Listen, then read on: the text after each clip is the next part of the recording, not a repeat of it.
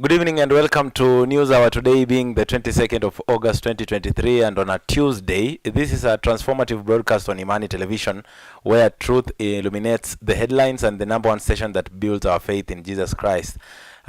Before we go on with our News Hour, our bulletin tonight, remember that you can follow us on YouTube, that is Imani Television, as well as our Facebook page, Imani Television as well. Leave a feedback on our live videos and we'll be going through them. My name is BARASA. SAENYI. Let's get our top story.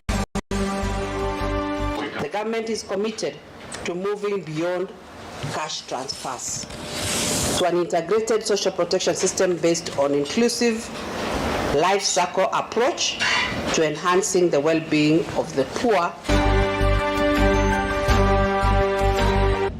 And as we are discussing this today in Rwanda, we are having East African sports, which is part of this development. Next week, we shall be having East African drama, dance, and music, so that we can prepare our children into the future. We are even coming up with a law, by the way, that can stop this mess of acting. It has been disguised and misused to frustrate and intimidate our teachers. Sio ni kweli? One thing that has excited me this morning is the involvement of almost all our stakeholders. This is very impressive. Pia kujiunga na uongozi, kukaribisha wewe kama naibu wa kiongozi wa chama chetu.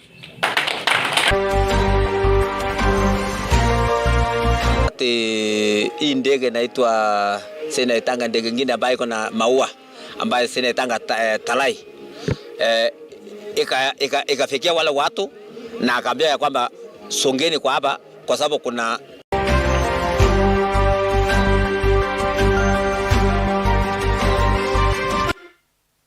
All right, let's dive into our broadcast. The Ministry of Labor has successfully registered an additional 1.2 million individuals into the Inua Jamii program.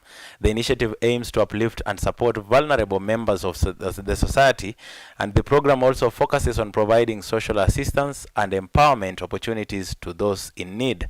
This registration milestone signifies the government's commitment to expanding the reach of Inua Jamii and making a positive impact on the lives of a significant number of citizens in Kenya. Let's watch. As a quick reflection, even before we come. The government is committed to moving beyond cash transfers to an integrated social protection system based on inclusive life cycle approach to enhancing the well-being of the poor and the vulnerable in our society. I'm happy to report that the first phase, targeting 500,000 new beneficiaries, will kick off on the 1st of September 2023. This will involve mass registration of all the persons 70 years and above. What we are focused on is integrating the bank accounts that we credit with our agents, with the mobile infrastructure, such that the beneficiaries don't have to go to the branches. They can withdraw money from their phones. If their phones are integrated to the bank accounts, they can go to the nearest agents and they can interconnect their accounts with the other. Climatic change and health stakeholders are meeting to devise a common African position on climatic change and health, which has never been included in the United Nations Framework Convention on Climate Change, that is UNFCCC. According to African health and climate change stakeholders, there is an urgent need to have the health sector recognition and inclusion in the global climate change agenda. Africa is leading the globe in the push to have the health sector recognized in the UNFCCC climate change deliberations, citing that the importance of healthy people in the effectiveness of various sectors. And as for the images that you can see on your screen right now, in an inaugural high-level meeting in Lilongwe in Malawi, various climate change stakeholders and health organizations want UNFCCC to incorporate and have health defined as one of the key areas affected by climatic change. the African continent becomes the first in the globe to have special deliberations and a push for health sector deliberations by the United Nations Framework Convention for Climatic Change.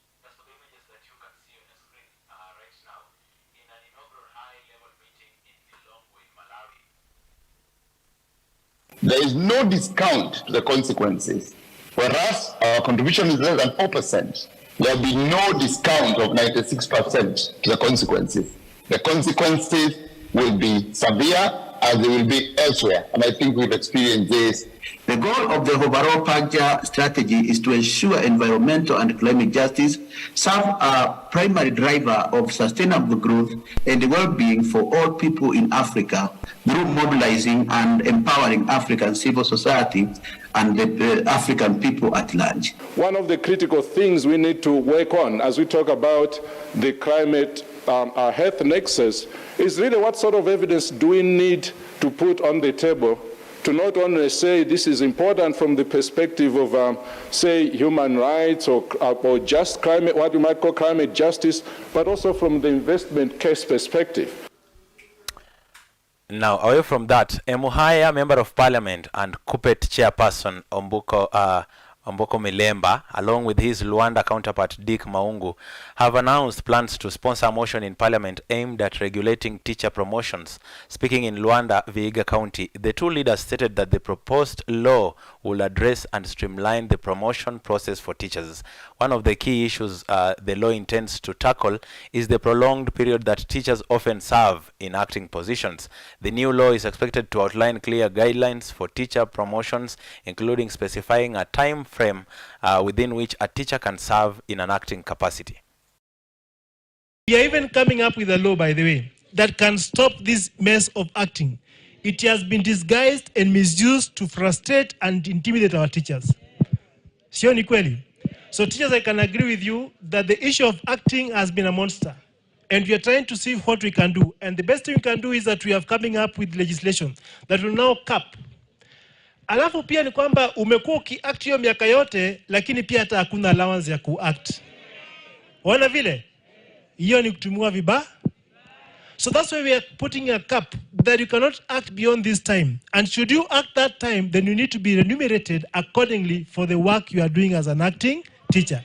So that we don't have these acting professionals who are teachers within ourselves. Teachers have been misused in what is called pending bills.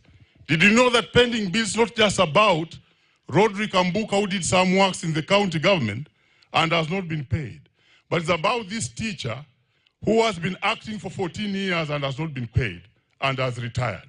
So the demand which we have with the chair is to have them be paid all the benefits that they miss.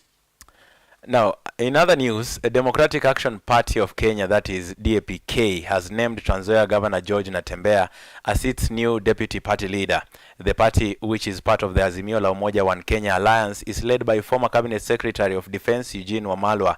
Natembeya, who was elected in the DAP-K party ticket as the governor of Trans Nzoia, will now be Wamalwa's assistant in the party leadership.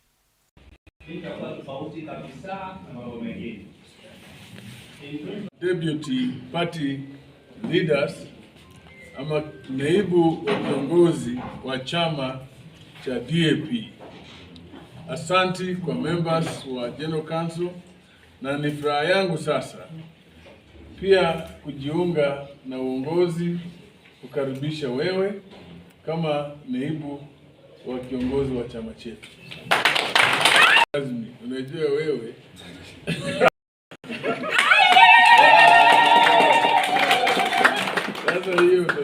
kukaribisha wewe mheshimiwa Excellency George Natembeya kujiunga na uongozi wa juu wa chama chetu cha DAP. Tunataka kupata nguvu sana. Sasa pia nachukua kofia hii kupatia wewe uweke kwa kichwa, ishara ya kwamba sasa wewe ni kiongozi wa chama chetu. Sisi kama ODM. All right, now finalists in the 95th Kenya Music Festival held in Meru last week are performing at the final a finalists concert being held at Nakuru High School. The finalists are also set to perform at State House concert at Nakuru State House. Speaking during the concert at Nakuru High School, Permanent Secretary for Education Belio Kipsang addressed the government's reforms to improve the education system, that these reforms will be implemented gradually to ensure the improvement of students' talents through sports, music, as well as arts. The goal is to provide future benefits to the students by nurturing their creative and artistic abilities. It's a wonderful initiative that promotes holistic development among students. In Indian school, we shall be having different pathways. There will be 3 pathways: STEM, social sciences, and then performing arts, sports, and nurturing talent, which we are doing today. So what we are seeing today is part of that preparation into having this as a pathway. And as we are discussing this today in Rwanda, we are having East African sports, which is part of this development. Next week, we shall be having East African drama, dance, and music, so that we can prepare our children into the future. So once again, I would want to thank all the partners that have worked with us. We are working together, delivering as one in government.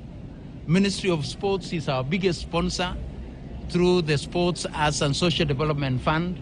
They've been able to put in 143 million shillings. And we can see the type of investment that this government is putting into this sector. Ministry of Education, we have put in 13 million shillings, other than what we have already received from Sports Fund. Our other partners, including KICD, including Communication Authority, including Cebu, including Uraia, they have all done so much in kind. So once again, we would want to thank all of you, ourselves, your brothers and sisters from the 4th estate, because it is through you that we are able to beam this to the country. The Ministry of Sports, Arts and Social Sports is now developing what we are calling Talanda Ela, so that we can monitorize. All right. People living in regions near rivers and mountains in Kakamega County are being urged to engage in extensive planting of native trees. These actions is seen as a vital measure to safeguard water sources and counter the impacts of climatic change. In conjunction with Masinde Muliro University of Science and Technology, a social organization has formalized an agreement and subsequently initiated a project aimed at planting native tree seedlings with the primary objective of environmental preservation. And for the images right now on your screen, this ambitious endeavor strives to put in the ground approximately 1 billion tree seedlings, aligned with the government's broader ambition to plant a total of 15 billion trees nationwide by the year 2032.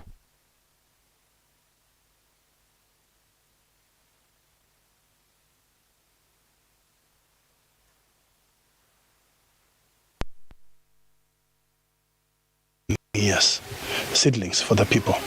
But more importantly is to establish serious carbon credit projects. I'm looking at 5 projects, each to have like 25,000 acres, that is 10 hectares. That will ensure that our community is empowered and it's not left behind in terms of the global development and in the green economy. All right, moving forward, the Ministry of Health will this week roll out another round of polio vaccination in 5 counties. The polio 5-day drive, which is scheduled to begin from Thursday to Monday next week, targets Nairobi, Kiambu, Garissa and Kajiado counties. This comes barely a month after Kenya confirmed 3 cases of vaccine-derived polio virus in Garissa. The ministry targets children with the oral polio vaccine type 2, which is less likely to revert into a form which can cause paralysis. The World Health Organization has previously warned that the risk of vaccine-derived polio in Kenya remains high. I think we must acknowledge one thing, that the best way to get rid of polio is through immunization. And it has to be done early. And it has to be done now. If we have to do this, and if we have to clear it, if we have to eradicate, then we have to do the campaign. And that is where the media, everybody is calling out on the media, the media, the media. Can you also be the media? Can you be part of the press? Can you be part of the campaign? After this, we must work out together and hold hands and ensure that we are talking and we are speaking in the same language. One thing that has excited me this morning, so we want to encourage the parents out there that this is the right way. Right from when the child is born, there are immunizations, schedules that are set up. And polio is just one of them. We should be able to educate and let the people know out there that it is a preventive measure. And as a country, we are moving from the ages of curative to preventive and promotive. It is the high time that we embraced that back in our villages, in our households, there are those little things that we must do to ensure that we prevent ourselves from. Let's head to West Pokot County, where residents of Pokot County are urging government support to enhance tourism. The region's scenic landscape and unique culture holds untapped potential to attract tourists, benefiting the local economy. Improved infrastructure and accommodations are sought to make the area more accessible. Entrepreneurs aim to showcase Pokot's vibrant culture for an authentic visitor experience. Government officials acknowledge the importance of tapping into Pokot's tourism potential, pledging collaboration for strategic development. Let's watch. Clan ambayo walikuwa na sherehe yao kwa hii mlima, clan ambayo inaitwa Talai. So wakati hii ndege inaitwa SAENYI ndege nyingine ambayo iko na maua ambayo SAENYI Talai,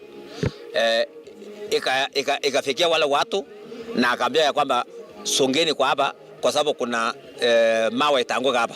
Watu wengine wakatoka, wengine wakabaki. Mlima ni ajabu sana kwa sababu wakati ya kitambo wazee walikuwa wanasema hapa ilikuwa flat na watu walikuwa wanaishi pale.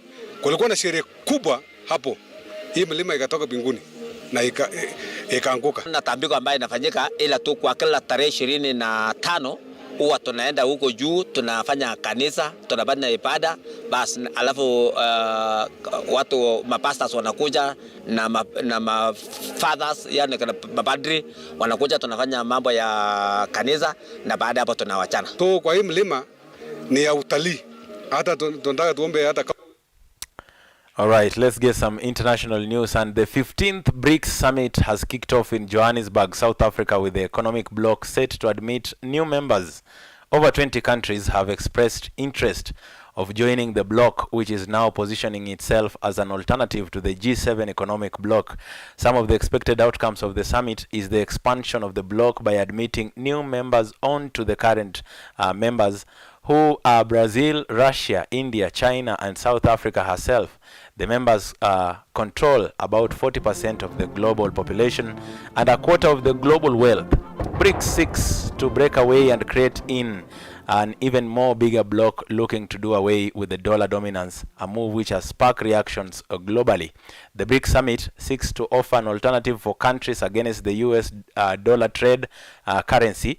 The main issue that has caught the world is the matter of BRICS coming up with their own currency, which might be a getaway from the US dollar and creating a new world order globally and financially. The summit comes a day after President Xi Jinping of China landed in South Africa for a state visit. That is a 3-day state visit.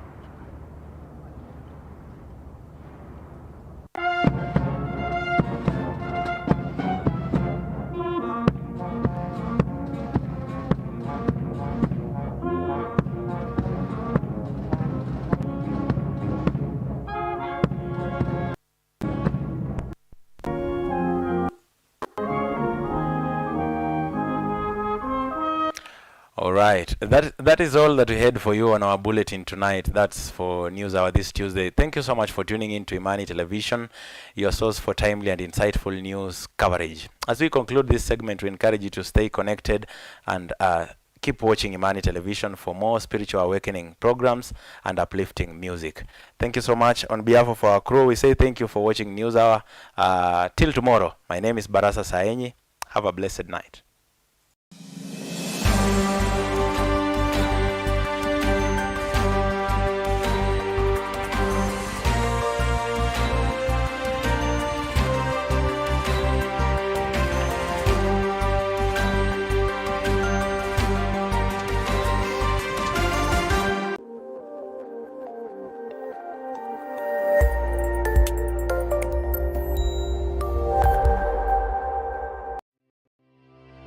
Je, wajua ukulima unatawala uchumi wa Kenya na ina uajiri wa hali ya juu? Basi hapa Imani Television tunakuletea kipindi cha ukulima mazao bora, upate kufahamishwa ukulima wa aina mbalimbali na kujifunza kutoka kwa wakulima waliobobea katika sekta hii na wataalamu wengine. Jiunge nami Zerida Chepkosgei kila Jumanne saa 2 usiku upate kujizumea.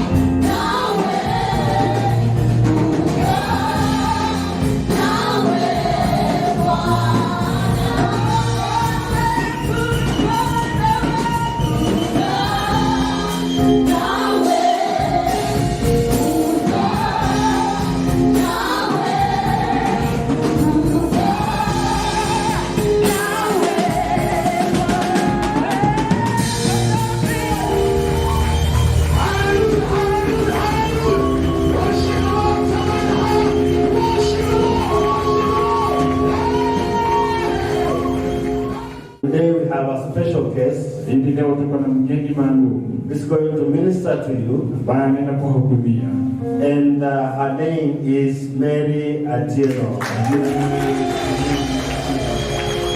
Come on, guys, put your hands together. Thank you, Imani. Bless you for tuning in on this note. We love you, Imani, guys. God bless you and keep you, even as you receive the servant of the Lord.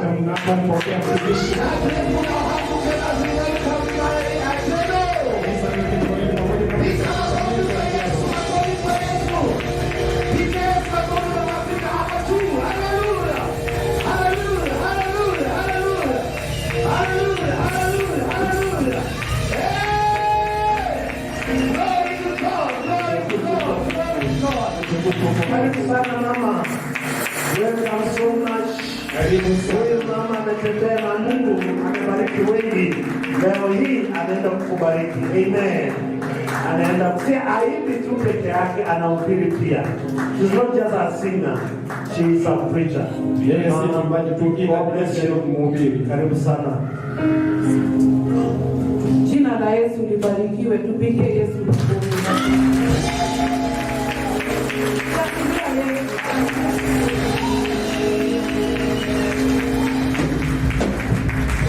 Nimeokoka na mpenda Yesu kama mwokozi wa maisha yangu.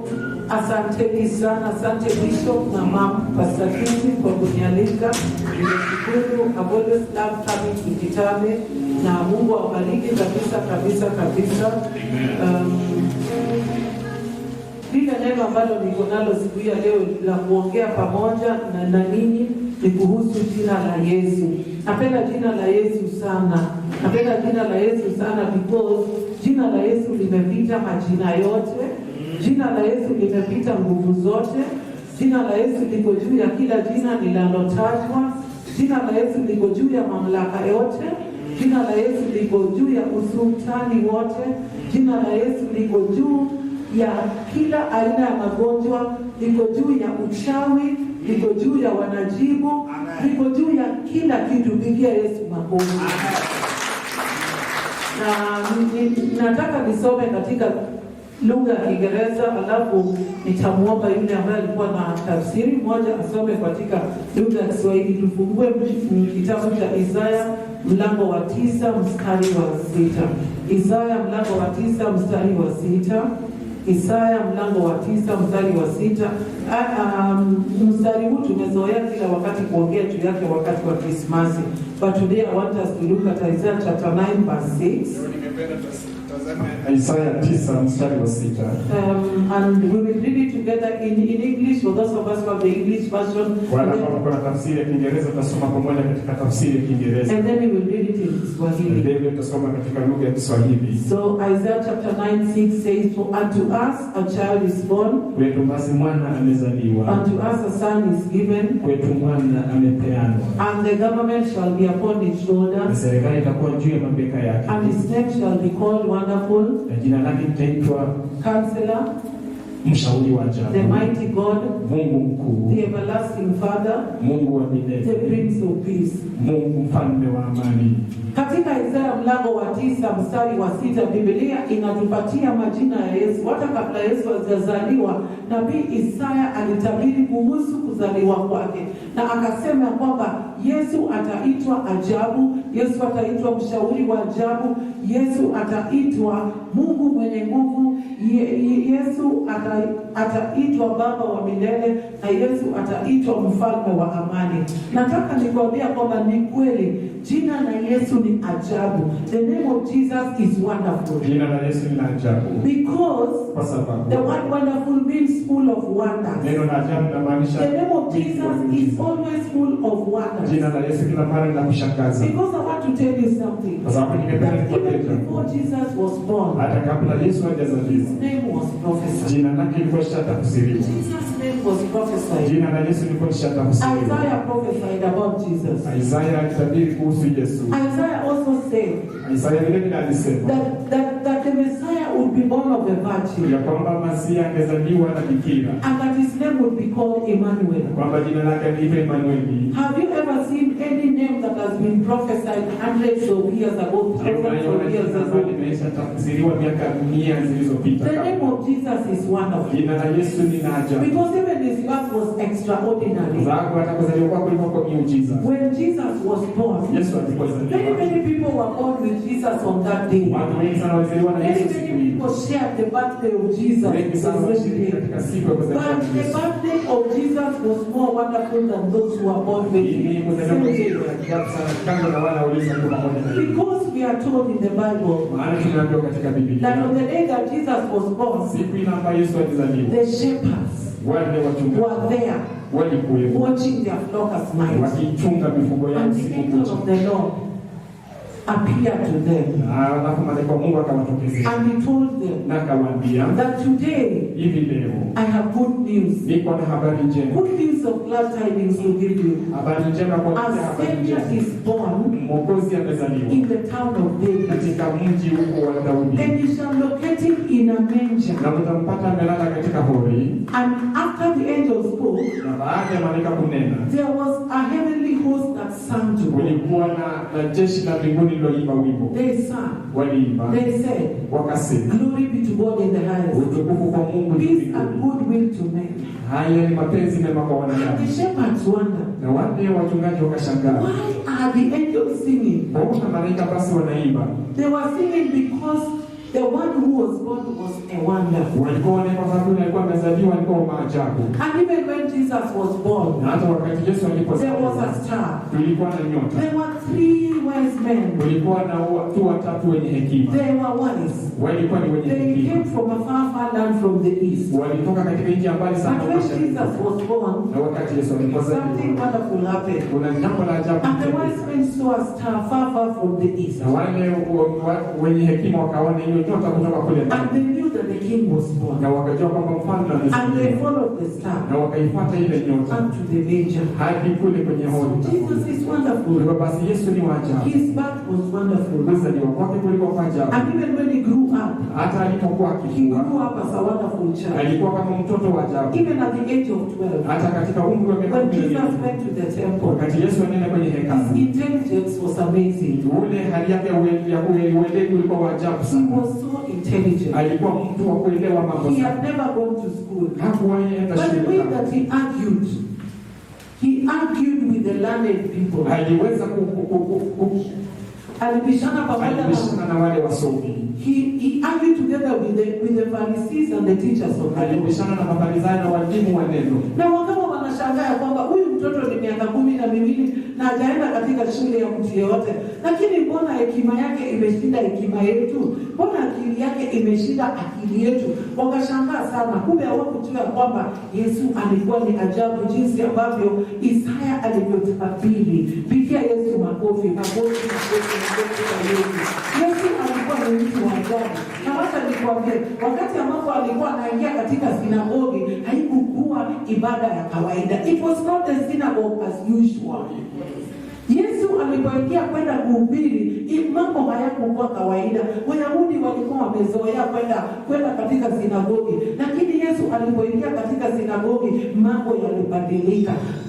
Aliposhika kile kitabu cha maandiko, Biblia inasema vizuri ya kwamba wakashangaa na maneno ambayo yalitoka katika kinywa cha Yesu. Wakasema kwamba na sasa si ni mwana wa Yosefu. They were really astonished because mambo yale ambayo yalitoka midomoni mwa Yesu yalikuwa yamejaa neema tupu. Mambo yale ambayo yalikuwa yametoka midomoni mwa Yesu yalikuwa yamejaa hekima tele. Biblia inasema kwamba Yesu hakufundisha kama Mafarisayo. Yesu alifundisha na nguvu za Mungu. Na ndipo kuna wakati mmoja ningependa tufungue katika Luka mlango wa 4 mstari wa 33. Luka mlango wa 4 mstari wa 33. Kwa sababu Biblia inasema kwamba Yesu aliingia katika sinagogi kama kawaida tu, lakini hiyo siku kuna jambo fulani ambalo lilitendeka. Ndio watu wajua kwamba Yesu hakuwa tu ni Yesu Mnazareti, hakuwa tu ni Yesu wa kawaida. Na ndio nataka kuambia kwamba siku hii ya leo ninahubiri tu ya Yesu, na najua kwamba Yesu atabadilisha maisha yako. Tukisoma katika Luka mlango wa 4 mstari wa 33 inasema, and in the synagogue there was a man which had a spirit of an unclean devil, and cried out with a loud voice, saying, let us alone. What are we to do with thee, thou Jesus of Nazareth? And thou come to destroy us. I know thee who thou art, the only one of God. Na ngoja unisome hiyo mistari miwili kwanza. Luka 4:33 hadi 34 Biblia inasema, ndani ya sinagogi kulikuwa na mtu aliyekuwa amepakawa. Ndani ya sinagogi kulikuwa kuna mtu ambaye alikuwa amepakawa na nini? Pepo mchafu. Na pepo mchafu, si ndio? Kama kawaida huyu mtu alikuwa anaenda katika sinagogi. Kila siku alikuwa anaenda katika sinagogi siku ya Sabato kama kawaida. Lakini hakuna jambo ambalo lilitendeka. Lakini siku siku hiyo ambayo Yesu aliingia katika sinagogi, mambo hayakuwa kawaida kwa huyu mtu ambaye alikuwa amepagawa na mapepo. Endelea. Naye akapiga kelele kwa nguvu akisema, tuache, tuna nini nawe Yesu wa Nazareti? Je, umekuja kutuangamiza? Ninakujua wewe ni nani. Wewe ndiwe aliye mtakatifu kwa Mungu.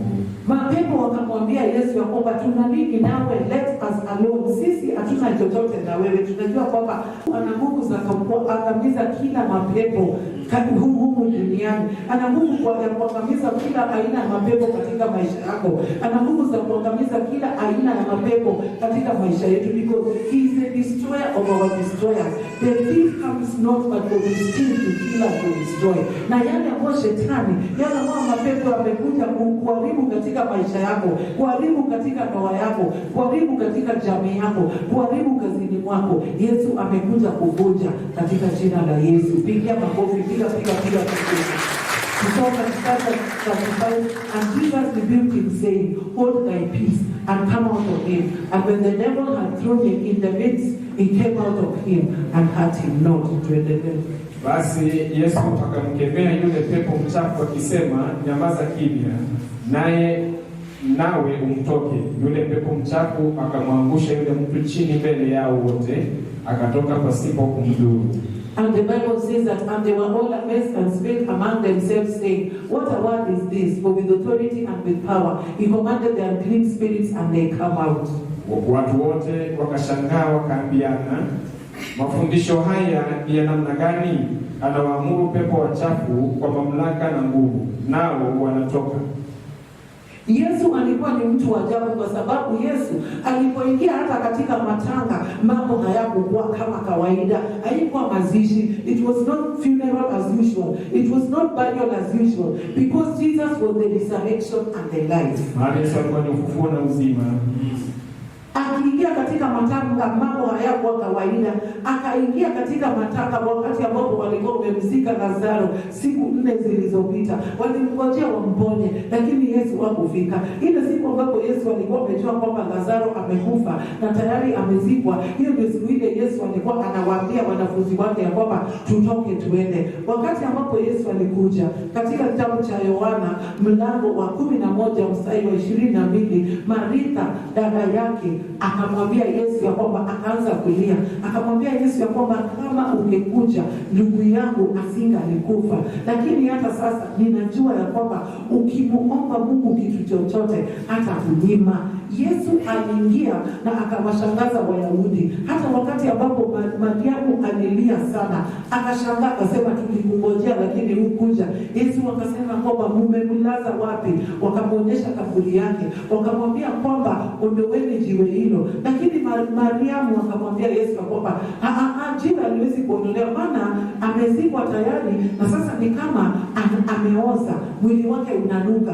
Lakini Yesu akamwambia Mariamu kwamba si nilikwambia kwamba ukiamini utaona utukufu wa Mungu. Wakati huo Yesu akageuza vilio vya watu vikawa vicheko. Yesu akageuza huzuni ya familia hiyo ikawa furaha, kwa sababu yeye mahali popote ambapo alikuwa anaingia, mambo hayakuwa yanakuwa kawaida. Na Yesu yuko humu kanisani. Hata hii siku hii ya leo, mambo hayatakuwa kawaida kwako wewe ukifika katika kanisa. Ndio Yesu magozi.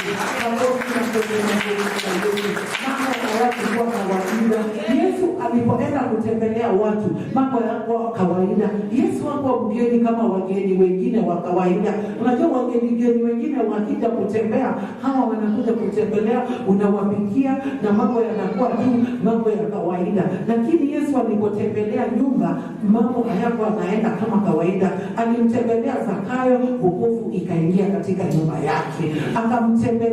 Akamtembelea Simon the Pharisee, Simoni Mfarisayo. Ukisoma katika Luka mlango wa 7 mstari wa 36 hadi 50, alipotembea katika nyumba ya Simoni Mfarisayo, kuna kahaba mmoja ambaye aligundua, akasema kwamba mimi leo nimechoka na ukahaba wangu. Nimesikia kwamba Yesu ametembea katika hii nyumba. Akaingia, akalia, akapangusa miguu ya Yesu na nywele zake na machozi yake, akamwagia mafuta ambayo ilikuwa iko na bei ghali sana, an ointment of perfume which was very expensive. Akamwagia Yesu, akalia, na Mafarisayo akashangaa.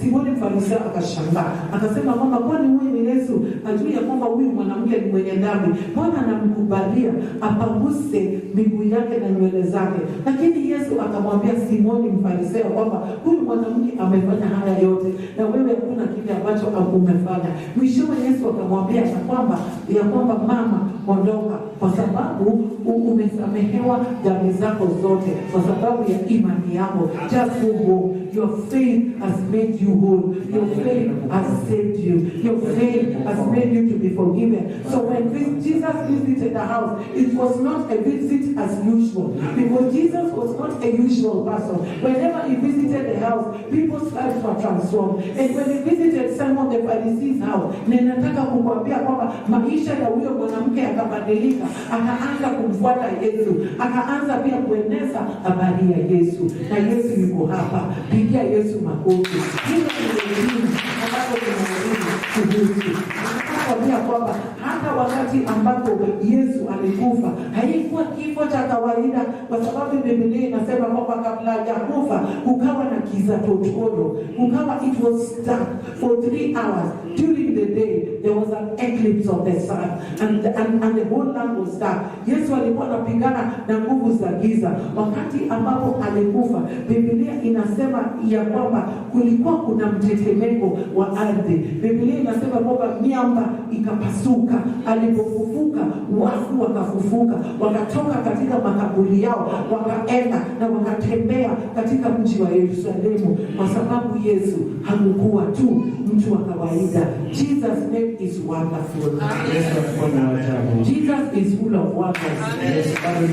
He is wonderful because the word wonderful also means that he is the marvel of marvelous. He is the marvel of marvelous. Yeye ni mshangao ambaye anashangaza. He does marvelous things. Anafanya mambo ambayo yanashangaza. Na Yesu ni mtu wa ajabu because he is the miraculous of miracles. He does miracles that are beyond people's understanding. Anafanya miujiza ambayo inazidi fahamu za binadamu. Anafanya miujiza ni kweli ambazo zinazidi fahamu za binadamu, haieleweki. Wakati ambapo unakwenda kwa daktari anakuambia wewe huna siku za kuishi, naye wateule wanasema kwamba ukiamini Yesu uko na siku za kuishi. Now everything that has a name must bow itself to the name of Jesus. Kwa jina la Yesu kila magoti lipigwe. Kila kitu ambacho kina jina kinamwinamia Yesu.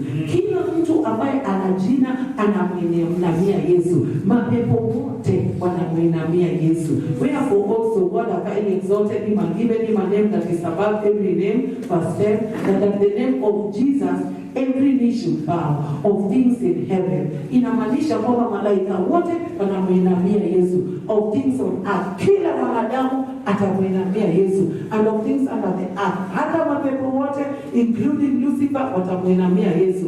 And that every tongue should confess that Jesus Christ is Lord, to the glory of God the Father. Amen. Soma tu kuanzia mstari wa 9 hadi 11. Philippians chapter 2 from verse 9 to 11. Wafilipi 2:9 hadi 11 inasema, kwa hivyo Mungu alimtukuza juu sana na kumpa jina lililo kuu kuliko kila jina, ili kwa jina la Yesu kila goti lipigwe, na vitu vya mbinguni na vya duniani na vya chini ya nchi, na kila ulimi ukiri ya kwamba Yesu Kristo ni Bwana, kwa utukufu wa Mungu Baba. Hilo jina la Yesu ni jina lililokuu.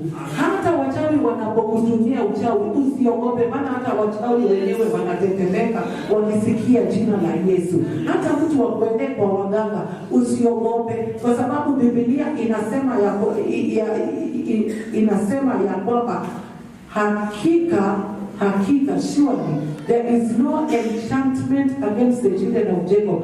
Hakika hakuna uganga juu ya wana wa Yakobo. Na tena inasema kwamba hakika hakuna uchawi juu ya wana wa Israeli. na kwa wakati huu itasemekana kwamba ni nini ambacho Mungu amefanya. Surely there is no enchantment against the children of Jacob, neither is there any divination against the children of Israel. But according to this time it shall be said of Jacob and of Israel, what has God wrought? Yani ni nini ambacho Mungu amefanya? Jina la Yesu linaogopwa hata na wachawi. Wakati ambapo Filipo alienda kuhubiri Samaria, kulikuwa kuna mchawi mmoja ambaye alikuwa anaitwa Simoni. Simoni alipoona yale mambo ambayo yalitendeka, aliinamia jina la Yesu, na hata yeye akasema angependa kuokoka na angependa kubatizwa, kwa sababu jina la Yesu lilimshinda na nguvu zake zote. Jina la Yesu linaweza kila kitu,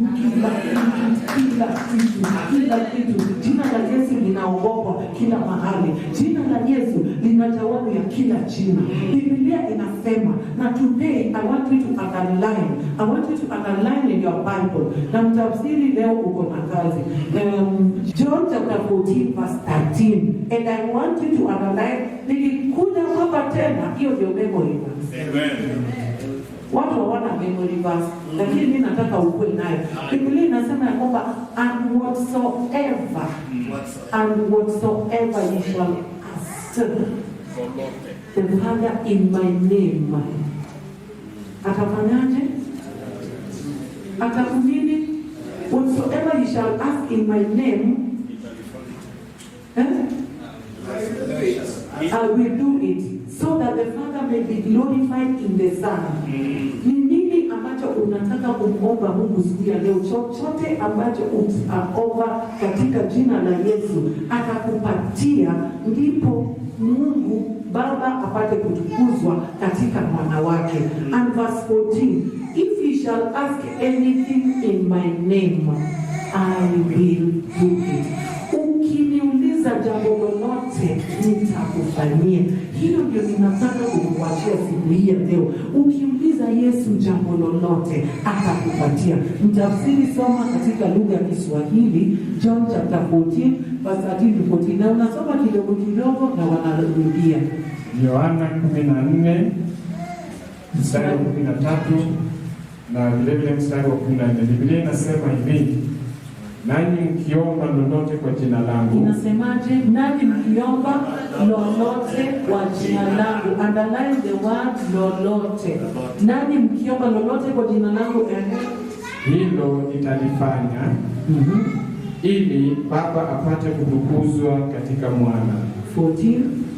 Kama mkiomba lolote kwa jina langu. Kama mkiomba lolote kwa jina langu, anything. Nitalifanya. Kwa hivyo ni kitu gani ambacho unataka kupokea katika jina la Yesu? Yesu anasema ya kwamba ukimwomba lolote atakupatia. Hata kama ni mambo magumu ya namna gani ambao unapitia, ukimwomba Yesu jambo lolote atakupatia. Mungu wetu ni mkarimu, hawezi kukunyima kitu chochote. Hata kama badala ya kwenda kwa waganga na kuharibu pesa zako, sisi tunakuhubiria imani. Tunataka kuambia kwamba ukiomba Yesu kitu chochote katika jina lake atakupatia. Na Yesu anaweza kukutendea jambo jipya ambayo hujawahi ona katika maisha yako. Jesus can even do a new thing for you in his name. Kuna mambo ambayo umekuwa unatarajia katika maisha yako na hayajawahi kufaulu, lakini Yesu akasema kwamba ukimwamini tu, ukiomba lolote katika jina lake atakupatia, hata kunyima. Sijui ni nini ambao unataka, but Yesu yuko hapa. Hata kama ni nguvu za Roho Mtakatifu ambazo unataka, Yesu atakujaza siku ya leo na nguvu za Roho Mtakatifu, na utashinda kila aina ya majaribu, utashinda kila aina ya mapepo, utashinda kila kitu katika maisha yako katika jina la Yesu. Tusimame mbele za Mungu na Yesu awabariki na Yehova awabariki wakati ambapo iko atazungumza na waendelee kwa jina la Yesu Kristo. Na kama una jambo lolote ambalo unataka uombee, nataka kuombea kwa jina la Yesu Kristo na ajabu. Yesu atakufanyia mambo ya ajabu katika maisha yako.